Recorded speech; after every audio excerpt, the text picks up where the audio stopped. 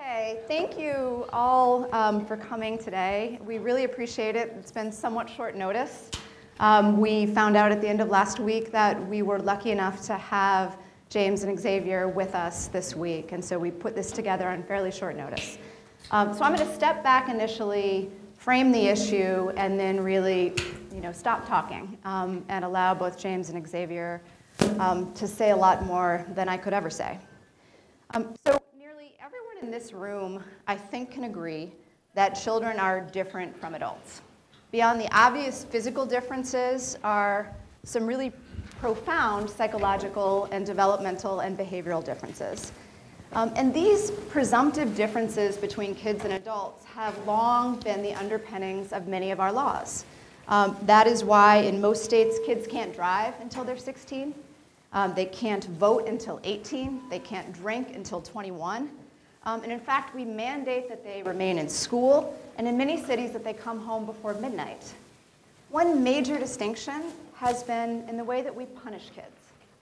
The juvenile justice system at its inception seemed to embrace this notion that kids and adults are different. But toward the middle of the 20th century and really toward the last third of the 20th century, sorry, is this me? Okay. We began to take a very different approach toward kids that we deemed dangerous. We called them, as everyone heard in the last campaign, super predators. And that was a code for kids who we deemed to be glassy-eyed, amoral. The words were godless, familyless, kids who were somehow irredeemable.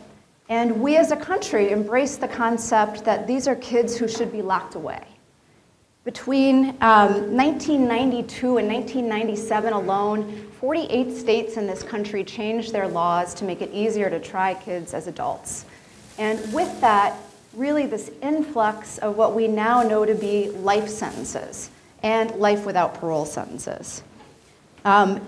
By the turn of the century, nearly 3,000 children had been sentenced in some fashion to die in prisons in this country. And more than 2,500 of them were sentenced under mandatory laws, laws which did not allow judges or other decision makers to take into account that they were kids, to take into account who they were, what their background was, and even to some degree, whether they had a diminished role in the offense itself. And of these kids, 77% were kids of color. They were kids who had experienced, on average, elevated levels of poverty, physical abuse, exposure to elevated levels of community violence, familial incarceration. Some had educational delays, others suffered from mental illness, some were diagnosed with learning disabilities. They had frequent exposure to peers and homes where adult guardians had been removed because they too were casualties of an aggressive criminal justice system. So at the same time this population of kids, of these juvenile lifers, was burgeoning in our prisons, scientists were embarking on another discovery. They began to understand and document why it is that kids and adults are in fact different. And to put it in really simplistic terms, the fact is that kids' brains are not yet fully formed. And that's something that I think we all agree is fairly intuitive, but it's not something that had made its way into our laws, into our constitutional jurisprudence until 2005, when the US Supreme Court embraced these neuroscientific findings, issuing the first in a series of decisions that really changed the constitutional landscape of juvenile sentencing as we know it. The two most recent of these decisions, Miller versus Alabama, which was decided in 2012, and Montgomery versus Louisiana, which was decided in 2016, are really the reasons that we sit here today. In Miller, the court held that mandatory life without parole sentences for kids violate the Eighth Amendment. The court concluded that three fundamental features of youth, lack of maturity, vulnerability to negative influences, and increased capacity for change, make children, quote, constitutionally different from adults, and, quote, less deserving of the most severe punishments. With that decision, Miller called into question the constitutionality of statutes in 28 states, including Minnesota. Over the last 6 years, 25 of these 28 states have amended their unconstitutional sentencing laws, and 20, plus the District of Columbia, have chosen to eliminate juvenile life without parole as a punishment.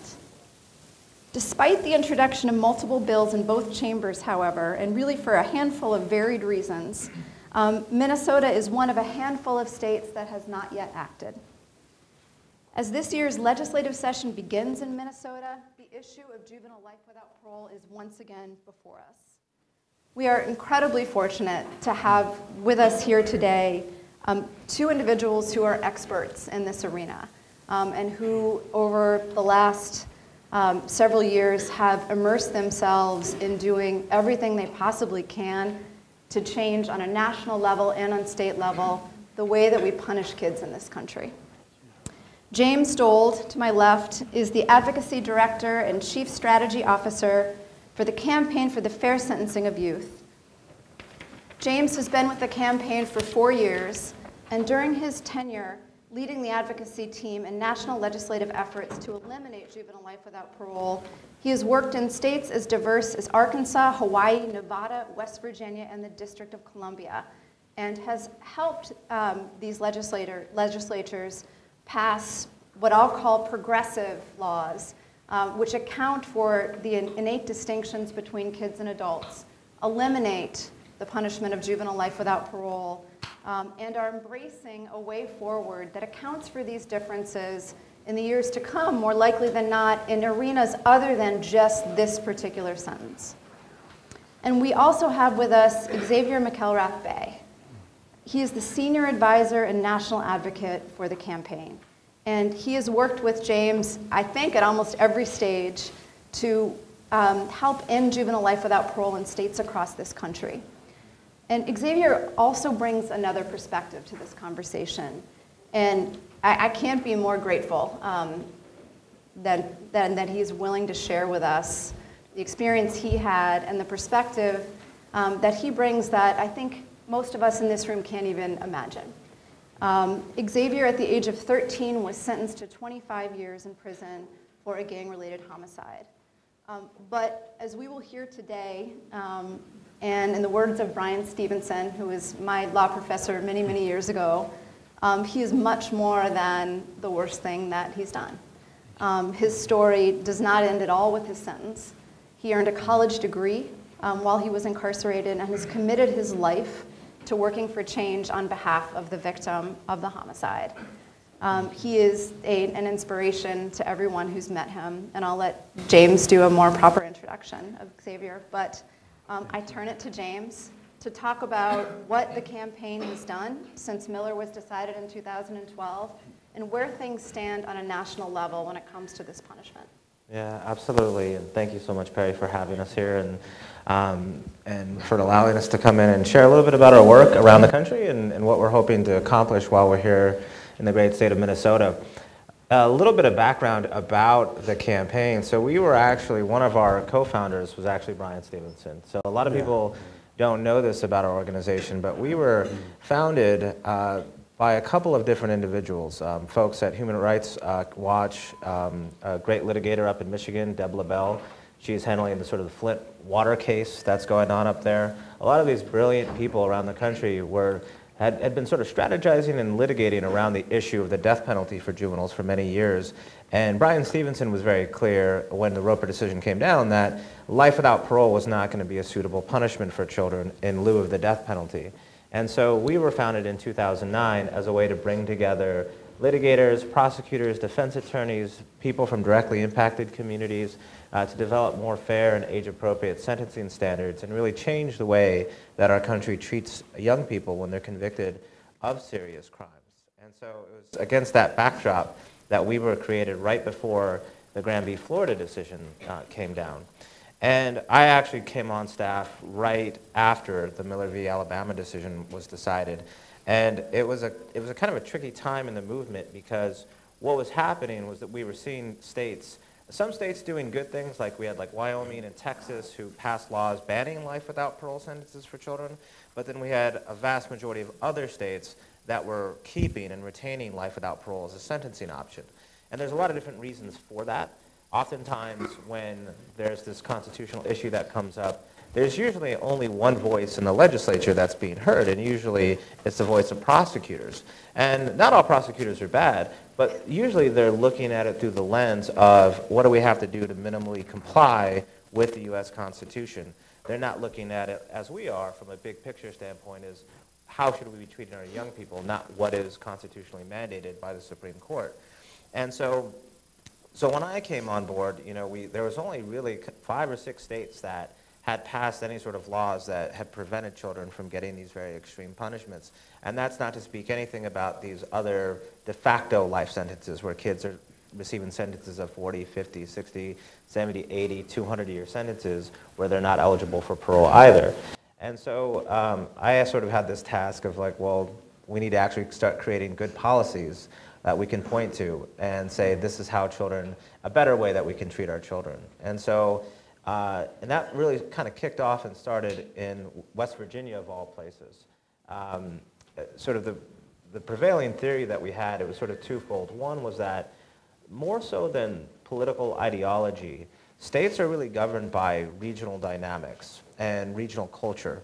And so if you can get political buy-in for a particular policy idea, that can take hold regardless of the political party that's in power if you work with both sides of the aisle.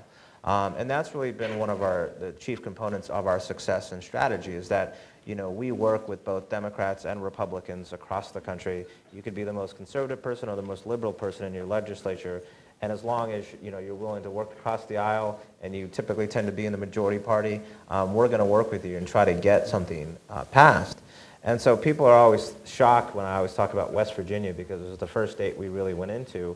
And a lot of people think about West Virginia as a backward thinking state. Yet when you look around the country, they have the best law in the country and really one of the best laws, I think even when you look at Europe in terms of how you hold young people accountable when they're convicted of serious crimes. And what they do in West Virginia is they have a ban on life without parole sentences for children.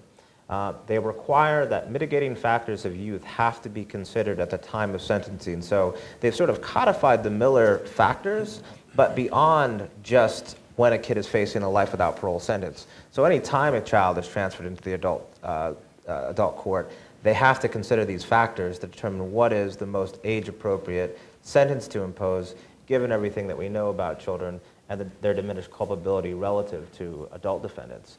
And then on the back end, making sure that no matter what offense a child commits, that child has to get parole eligibility after they've served no more than 15 years. And the parole board there is mandated to consider mitigating factors, including increased growth and maturity since the child has entered the prison system, and what their family life was like, as Perry was mentioning earlier, along with a whole host of other factors. And so we're really sort of looking at who the person has grown into and who they've become after they've served a significant amount of time in prison. And 15 years, sort of the lowest term that we've gotten, but it's also a pretty significant amount of time when you think about it, because if you're a 15-year-old kid and you get a 15-year sentence, that's double the amount of time that you've been alive. And so that's really a life sentence for a child. And I think that's another important thing to think about when we're thinking about these very draconian and long sentences that are imposed upon children. If you're a 40-year-old man or a 50-year-old man and you get a life without parole sentence, it is a much more severe punishment for a child than it is for the adult, because they're going to spend a significantly more amount of time in prison than the adult will.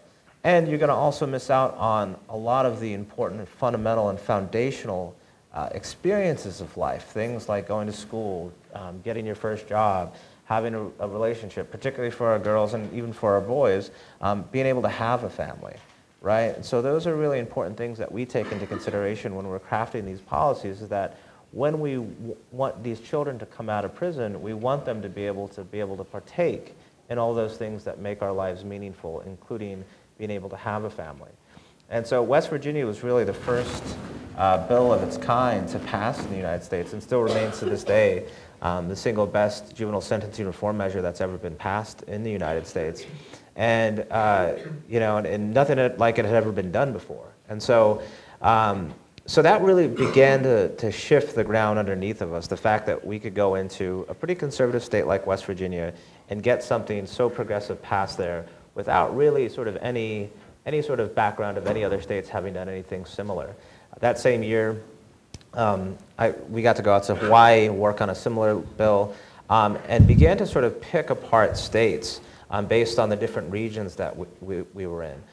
Basically, the theory being, the more opportunities that we get to be in states, the more opportunities we're going to get to work in different regions, and then begin to create a groundswell of support across the country. And so, based on that, ever since the West Virginia and Hawaii laws passed, we've seen a number of states begin to enact similar reforms. So the following year, we saw Nevada pass legislation banning life without parole sentences for kids. And the year after that, Utah passed legislation. Then all of a sudden you got the situation where Nevada and Utah have banned life without parole sentences, yet these progressive bastions like California and Oregon and Washington haven't, right? And then, California has to step back and say, well, what the hell are we doing if we're behind Utah on this issue, right? And I oftentimes tell people, the moment, this is truly a bipartisan issue, and this is an issue that people really should rally behind, when you get Texas and Arkansas on the same page as Massachusetts and Connecticut. You've really sort of spanned the ideological and geographic gulf there.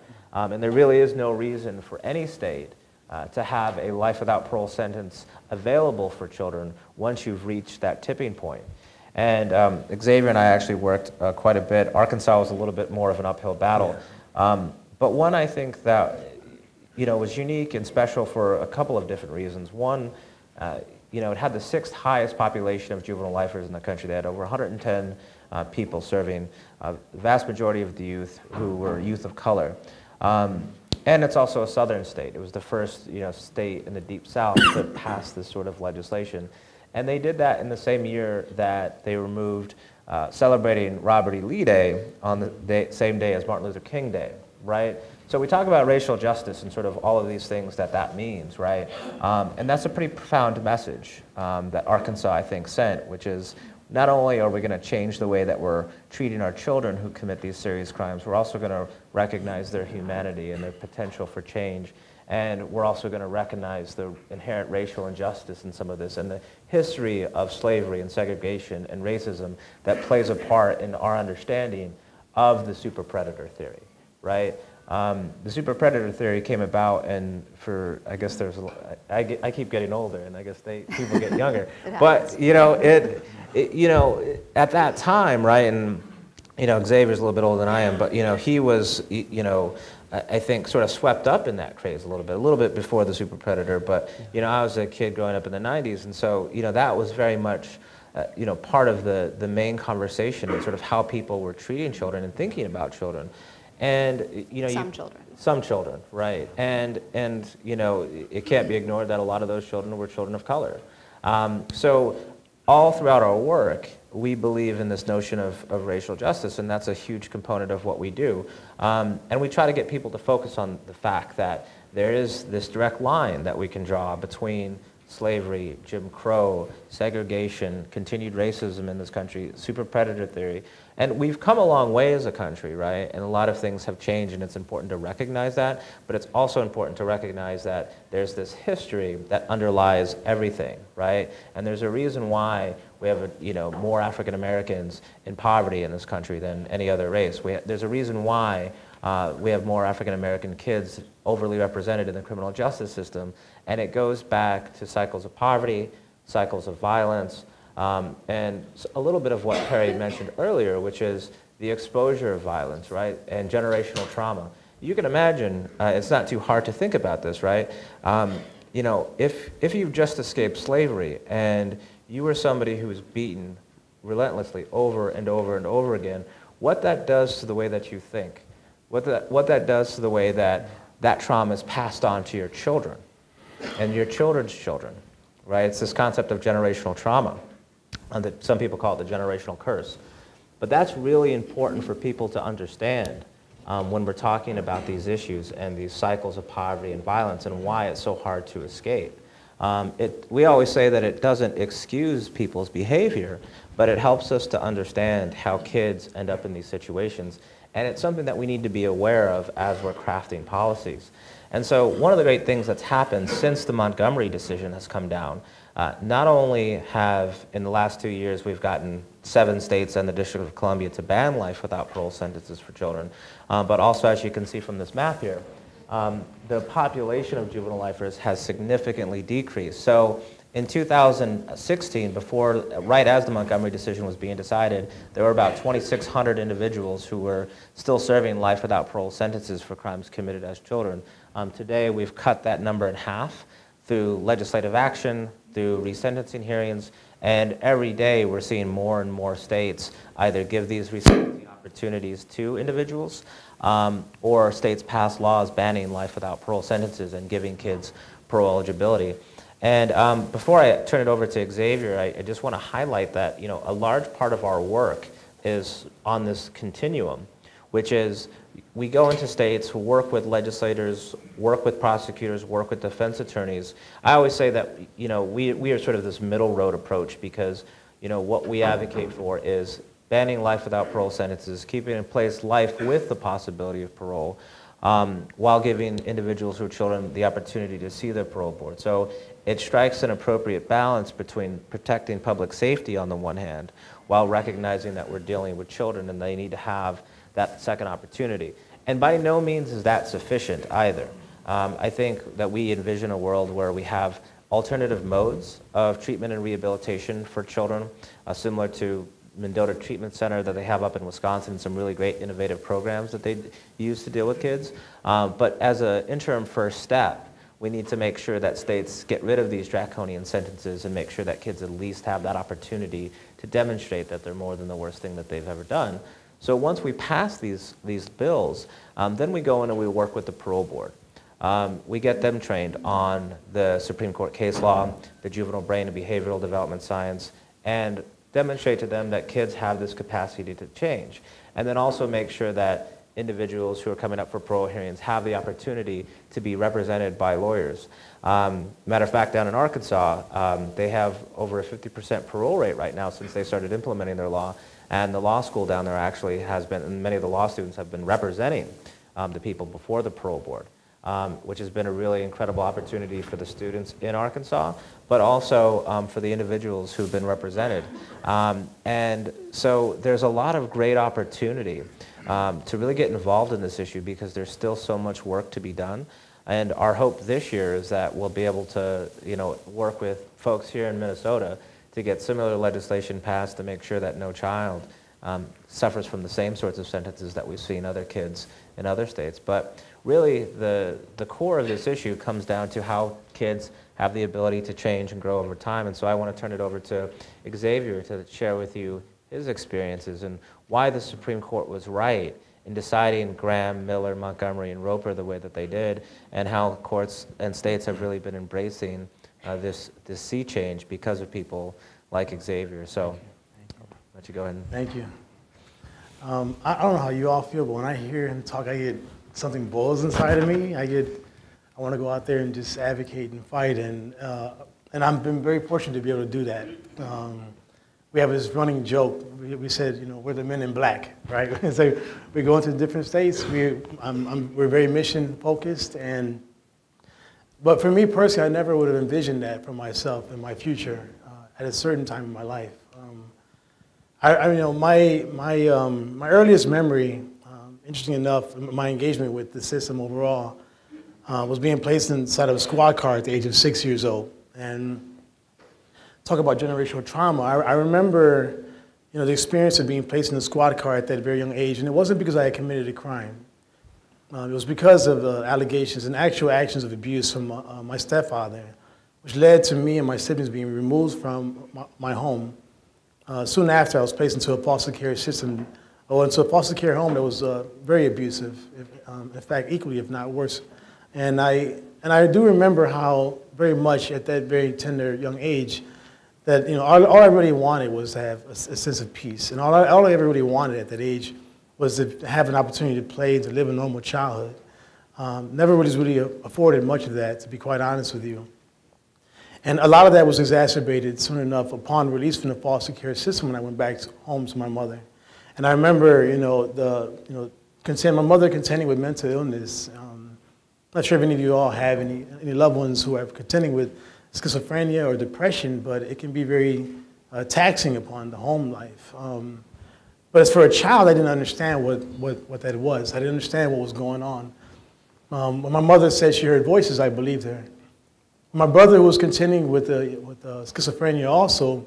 When he would submerge himself inside water and he would let the water reach the top of his chest and he would be praying against his spirits in his legs, I prayed along with him. I didn't know what mental illness was. When we contended with the lack of utilities, electricity, gas, times when we were cold, when we didn't have food, times when we had to sleep in abandoned buildings because we were running away from an abusive stepfather, I thought that was normal. But by the time I was 11 years old, as soon as I learned my way around the block, I found myself associating with kids in the streets. I found myself associating with gang members on the south side of Chicago where I grew up. At that very same age of 11, while playing with a gun, my best friend had shot me in my face. At the time, I was a victim, but sadly, unfortunately, up until that point, I had already racked up several offenses, mostly for criminal trespassing, petty shoplifting cases, stealing quarters from parking meters. It was really just indicative of the poverty and so many unaddressed needs that I had in my life at that time. And of course, being a child, very impetuous, risk-taking, and impulsive, in an environment that was very non-nurturing and toxic. Unfortunately, that combination resulted in a lot of early poor decisions on my part. But when I was a victim at that time, unfortunately, I wasn't recognized as a victim. In fact, 2.5 to 3 weeks later, I was arrested in relation to that shooting because I had refused to tell on my best friend who had shot me. And this was during a time, even before the super predator theory, times in the communities like mine in the south side of Chicago, where it was quite normal to be brutalized, to be beaten, in fact, and by law enforcement. I cannot tell you the amount of times that I had been beaten by the police in my community. I'll give you one short story. I remember standing on the corner at 51st and Ada, and while standing there, knowingly when my friend had a weapon on him, I was aware of that. And when the police pulled up, they asked us to come to the car, and he ran. And I ran also. I didn't stick around to see the outcome, because I knew they would be upset about him running, so I figured I might as well run too. And I remember I crossed over to 51st Street. I had a small parking lot. When I ran to the back of that parking lot, I remember a squad car, another one, pulling up to the back, and I was pretty much I was trapped, and I put my hands up, and I put my hands to the back of a broken down car. And I remember the officer saying, "What's your name?" And for some reason, although I heard what he said, I said, "What?" And when I said what, within an instant, he had hit me so hard. And I remember my nose started bleeding profusely, and as I looked down, all I could see was my blood rushing out of my face. And I remember thinking to myself, like, they're going to kill me back here. That was my belief, that if I responded and said what, and if that triggered that type of response, I can only imagine what else was going to happen. And I just kept quiet. And I remember the officer saying, and with cuss words, don't act stupid. Where's the gun? Where's the weapon? They were searching underneath all the vehicles in that lot. And I remember when they couldn't find anything, they told me to just go along. And I went straight back across the street to Sam's store where I was standing. I walked in, and Sam, who was actually the owner of the store, saw me bleeding, and he said, "What happened?" "I saw the police chasing you," and I told him what happened. No one thought to call authorities, to report it. This was a very typical experience for a child in the south side of Chicago. That experience was, in fact, replicated when I was arrested at the very age of 13. After having 19 arrests and 7 convictions, mostly for gang-related offenses, I was released from a juvenile court. And when I was released from that court, I was released for homicide.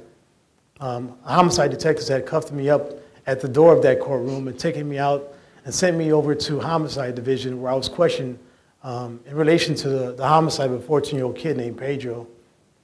Pedro was the victim in my case at that very time of my life, someone who I did not know. I played a role in his death. I was guilty, and I eventually did plead guilty. But I can tell you that when I was at the homicide division, although I was a child, once again, I wasn't treated as a child. In fact, I wasn't treated human, to be quite honest with you. I remember when I was walked into the interrogation room, I sat down, and when I sat there at a very small table, the officer walked in after an hour and a half or so of leaving me alone, and he dropped a big giant telephone book in front of me. I understand I was handcuffed to the wall, sitting at a small table. And when he started questioning me about what happened, I played stupid, and immediately he hit me in the head with the telephone book, and he and other officers started to beat on me. Within hours, I had confessed to my involvement in that. But it was mostly because, in my heart, I felt like my life was hopeless. At the time, I was a runaway from the child welfare system. Just 3 months prior to that, while at Maryville Academy, the staff had accidentally killed a kid in front of us. Wakita Wallace was a young 14-year-old child who was acting out and was restrained in the middle of the hall, which had all of our rooms. And though to us it was typical for us to see that, what we did not anticipate is that Wakita would die that day. They had taken shifts on his back, some on his head, some on his legs and arms, holding him down. And he had his arms crossed over his neck in this fashion. And after hours of being held in this way, when they thought he was playing sleep, the reality is that he had passed away. They had escorted us across the walkway to the Plina house, and while there, we found out the news, and we all just went through the whole campus destroying stuff. We tried to break all the windows of all the cars. We tried to flip the car of the home supervisor. Basically, we were enraged. We were so hurt and devastated. By 2 o'clock in the morning, they finally rounded us up and they put us in Father Smith's home, where we sat at a big giant conference table, and they tried to reason with our emotions about the reality that they did not intend on killing Wakita. But understand, we were children. Understand, we were children who had grown in environments where police brutality was the norm. We were kids who grew up in very negative and nurturing environments where abuse was the norm. We were kids who had no trust for authorities or adults at all, for that matter, and more often than not just banded together for some semblance of love and connection. On that evening, we did retire back to our rooms. And I remember the following morning when we came out, the world had changed. We no longer had trust or any care or concern for what they had to say. The reality is that many of us started to trickle away. 1 ran away, 2 ran away. And within about a week and a half or so, I eventually did run away. And it was months after that when I had caught this case. And looking back, sadly, it was like a runaway train towards destruction. And looking back, sadly and unfortunately, I realized as an adult now, as a 42-year-old man, I look back and realize that those experiences were really not indicative of who I was. And I say that mostly because when I went into the system at that very young age, I was a child, obviously, what we understand today, with an unformed brain. I was a child who was driven emotionally. I was a child who we understand, like every other child, was driven by a limbic system, the amygdala, which is driven for the rewards. In fact, very simply, emotional rewards. I can tell you, I would have done anything, I would have done anything to retain the love and respect of my gang. If that would have meant harming someone else, I would have done it. It's not because in my heart of hearts I was a bad person. It's because, sadly, many of the most basic and fundamental human needs that I had as a child were unmet. But once again, I didn't find who I was as a person. Even throughout those experiences, there were times when I cried and felt bad. In fact, on the day when Pedro Martinez passed away, I ran home and cried on my mother's couch. I share all that to say that the reality is that many kids who go into the system are not, they're there for reasons, of course, that are serious, but they're not kids that should ever be deemed as throwaways. I was a kid who was once told in a courtroom that, Xavier, you are incorrigible. In fact, I didn't understand what that word meant. And when I went back to my unit, I kept asking this question to myself, and it didn't dawn on me until I read it inside of a dictionary, that it meant that I was someone who was not going to change, that I was obstinate, I was stuck in my ways. And I thought to myself, and I reflected upon the time when I was at Maryville Academy prior to Wakita's passing. The reality is that for a whole year, between the age of 12 and a half to 13 and a half, I had no offenses. It's because I did believe in that particular campus. I was going to River Trails Junior High, and I was doing good. I was number 2 in the mile run. I was doing a high jump. I was doing a shot put before I even knew what it was. I was like, what is a shot put? They're like, you're doing it right now. I was like, just throw it. I'm like, all right. And I just threw it. And the reality is that I was learning a world that I didn't understand as a child. I had a sense of what a normal childhood could look like. And I remember when I was locked up, I used to get another glimpse of that that sort of normalcy that I had really just yearned for as a child. When I would watch this show, do you all remember Saved by the Bell? So you remember Zach Screech and all them, like, and you know, the reality is that I remember when I was serving this 25-year sentence, I would find myself caught up in this show, and it's because I often wonder, like, what if I had that kind of life? What if I was going to a school where I didn't have to worry about gangs and drugs and violence? What if all my needs were met? What if my greatest fear in life was whether or not I was going to win that dance competition after school? You know, to me, the show just seemed so corny. It didn't seem realistic. But I came to realize, like, wait a minute, but that's what life should be. Like, that is the way teenage life and adolescence should be. Xavier, it's not normal that you were shot in your face, that you were exposed to guns at such a young age. Xavier, it's not normal that you were hit with a pipe on your elbow and had to get stitches. That at the age of like 10, 11 years old, you got into a fight defending your brother and your head was busted on the gate of a school. These things were not normal experiences, Xavier. And I realized that, you know, as I grew up in the prison, I started to yearn for something beyond the prison walls. I yearned for a normal life that I would see through a 13-inch television screen. And I realized that, Xavier, you're changing. You know, I often found myself in solitary confinement because I would get into fights. It was mostly because of my involvement with the gang that I was a part of. But then as I began to get older, I started to build the courage and strength to be able to stand in front of that gang and say, I don't want to be a part of it any longer. At the age of 18, 19, I was able to make that decision at Pontiac Correctional Center, one of the worst prisons in our state. At that time, I was really just leaning on a prayer, Bible verses that I had remembered, and hope that, you know, that if I was going to risk my life for something else in this world, it's going to have to be something more meaningful. And I didn't want to end up on death row, which was only 300 feet away from where I was when I was serving a year in solitary confinement for assaulting a correctional officer. I knew that my life was on a fast pace towards destruction. But my experience is not the exception. I grew up with many individuals in prison who went through similar transitions. People who I can reflect upon when we were children, we would antagonize each other, who were rival gang members, and we would fight each other in the juvenile detention center. The maturity, the sense of responsibility and accountability that evolved over time as we grew up in this system, the sense of connectedness and recognizing that we're all really just in the same boat.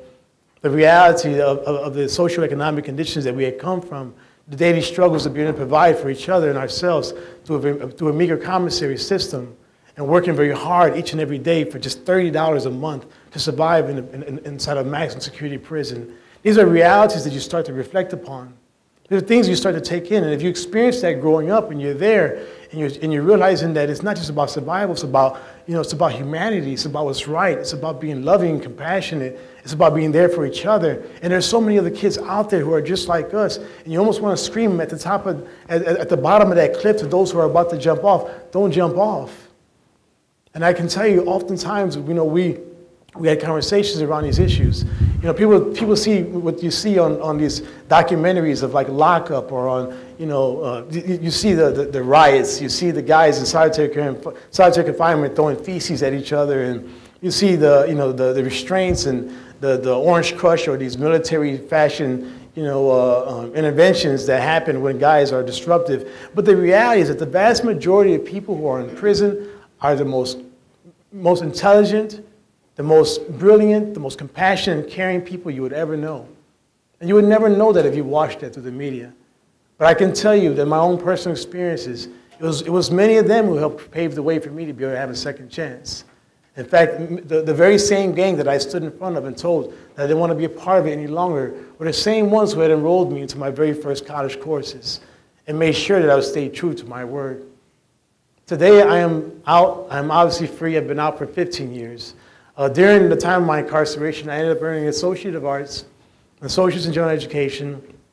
I got a bachelor's degree in social science, had a 4.0 GPA, and was inducted into the Franklin Honor Society for Outstanding Scholarship. At that very young age of coming out, unlike many folks who are coming out today after serving or coming from under life sentences, I was fortunate to get out at 26, at a time that was right for the occasion, for me to be able to recreate my life, pursue a career, start a family, and live anew. And I've done that, and I believe mostly due to the opportunities that were provided to me, Not because I'm an exceptional person, but because the reality I've been given exceptional opportunities. People have been willing to dig deep into themselves to give me a chance, to give me an opportunity. And today I'm happy to say I'm like the Robin to the Batman. And, and really just proud to be a part of this national effort. And I'm not the exception to the rule also in the sense of folks who come out. I've been very fortunate to be a part of a national network, which was founded in 2014 at our CFSY national convening. And while there, I remember having heard from many individuals who had a care to bring about reform. 2 years after Miller, obviously, legislative reform was underway. At the time, I was working for Northwestern University as a clinical research interviewer. And through the course of that work, after having interviewed over 800 formerly incarcerated individuals, I came to find that they were much like me. Many of them had recreated their lives. They came out, had not returned to prison. But I thought to myself, why aren't these stories being told? We often think about recidivism. We often talk about the 50 to 60% or so who return, but we never talk about those who never return. And so I found my purpose in that question. But I was able to join the campaign in 2014. Today I'm a senior advisor and national advocate, but when I first came on, I was working more specifically and laser focused on building this national network called ICANN. And ICANN is the Incarcerated Children's Advocacy Network. So if you're on social media, find us on Facebook, like, join. It'll be a great way to keep up with the work. And but our focus as a national network of formerly incarcerated youth, and I would first say that the criteria is either you have to have been either convicted of a homicide-related offense and or sentenced to life without parole when you were a child, and most importantly, are someone who's willing to partner with our work and be able to go out, advocate, and bring about reform for kids who deserve the same. The majority of folks who are in the system today, sadly and unfortunately, do not have the voices that you would think would be ideal to help shed light upon their realities. And so we fashion our criteria to be very specifically oriented to be able to mirror those who we're advocating for. And so what we often hear, well, you're the exception, Xavier, or Eddie, you're the exception, or Eric, you're the exception. Well, we're saying, wait a minute, we're just like them. We were also convicted. We were also once sentenced to these sentences. We're not a threat to society. We're here to advocate. We're here to help make a difference. We contribute to our communities. Many of them run nonprofits, have their own companies. Some are very much involved in working with youth, helping create juvenile justice initiatives locally. Some travel the country. Some have partnered with us, stood in front of judiciary committees across the country and help pave the way. But most importantly, what we all have in common is that we have a desire to be able to help change the narrative of kids in the justice system, to help scale back these sentences, to redefine what it means to be a child in America, and most importantly, ensure opportunities, endless opportunities for kids who deserve it. So, thank you.